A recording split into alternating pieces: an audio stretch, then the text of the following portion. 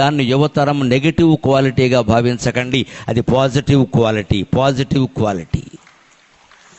జిడ్డు కృష్ణమూర్తి గారు లాంటి మహాతత్వవేత్తని జీవితంలో సుఖంగా ఉండాలంటే ఏం చేయాలని అడిగారు. ఏమీ అక్కర్లేదు, జీవించండి అన్నాడు ఆయన. ఏమీ అక్కర్లేదు, జీవించండి. I don't want anything but I live. ఇది జీవించడమే జీవిత లక్ష్యం. ఇంకొక మాటతో సరదాగా మిమ్మల్ని నవ్వుల్లో ముంచి నేను సెలవు తీసుకుంటా. ఏదో గొప్ప విజయాలు సాధించేయాలి, అపూర్వం, అదృష్టం అనేవో కలలు కనకండి అనవసరంగా. 5 ఏళ్ల వయస్సులో ఉన్న పిల్లాడికి ఏది విజయమో తెలుసా? పక్క తడపకుండా ఉంటే వాడు హీరో, ఇంకంతకంటే ఏమక్కల్లా. 10 ఏళ్ల అబ్బాయికి ఏమిటి విజయమో తెలుసా? ఒక్కడూ పడుకోగలిగితే వాడు హీరో. అమ్మ పక్కలో నాన్న పక్కలో పడుకోకుండా ఒక్కడూ పడుకోగలిగితే 10 ఏళ్లకు నువ్వు విజయం సాధించినట్టే. 20 ఏళ్లకి విజయం ఏమిటో తెలుసా? 4 స్నేహితుల్ని సంపాదించుకోగలిగితే నువ్వు విజయం సాధించినట్టే. మనకి 20 ఏళ్ళు ఉన్నాయి, యంగ్ టర్క్ అంటే కనీసం 4 ఫ్రెండ్స్ ఉండాలి. ఎవరిని నేను కలవనంటే వాడు పనికిరాడు, కలవాలి. అప్పుడు అవసరం, వదిలేవలసిన సమస్యలే వదిలే. 20 ఏళ్లకి 4 స్నేహితులను సంపాదించుకుంటే నువ్వు విజయం సాధించినట్టే. 30 ఏళ్లకి పెళ్ళయింది, కొత్తగా పెళ్ళయింది, దాంపత్య సౌఖ్యాలని లోటు లేకుండా అనుభవించగలిగితే వాడు హీరో, ఆమె హీరోయిన్, అనుమానమేలా.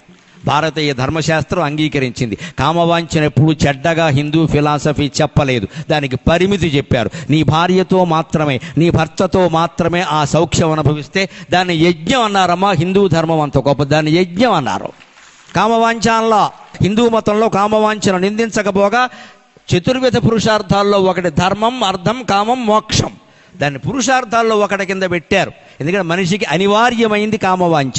అది ధర్మంగా తీర్చుకో, తప్పే ఉంది. ధర్మావిరుద్ధో భూతేషు కామోస్మి భరతర్షభ, భగవద్గీతలో చెప్పిన మాట. అందుకని 30 ఏళ్ల వయస్సుకి విజయం ఏమిటంటే అన్ని రకాల శృంగార భోగాలని సమర్థంగా అనుభవించగలిగితే ధర్మంగా వాడు విజయం సాధించినట్టే. 40 ఏళ్ల వయస్సులో విజయం ఏమిటో తెలుసా? తర్వాత జీవితానికి కూడా సరిపడగా అప్పుడే సంపాదించాలి డబ్బు, అదే విజయం సాధించినట్టు లెక్క. ఇక్కడి నుంచి చూడండి, మళ్ళీ అడ్డం తిరుగుతుంది విజయాల పద్ధతి. 50 ఏళ్లకి విజయం ఏమిటో తెలుసా? 40 ఏళ్లదే 50 ఏళ్లకు కూడా. ఇంకా సంపాదించే వయస్సులోనే ఉన్నావు, రిటైర్ అవ్వాలా. అందుకని జీవితానికి సరిపడా డబ్బు సంపాదించు, అదే విజయం. 60 ఏళ్లకి ఏమిటో తెలుసా విజయం అనేది?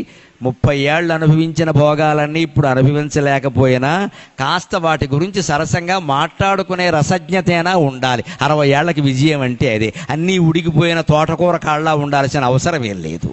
అలాగే 70 ఏళ్లకి విజయం ఏంటో తెలుసా? 20 ఏళ్లప్పుడున్న 4 స్నేహితుల్ని 70 ఏళ్ల వరకు మిగుల్చుకోగలిగితే నువ్వు ఘన విజయం సాధించినట్టే.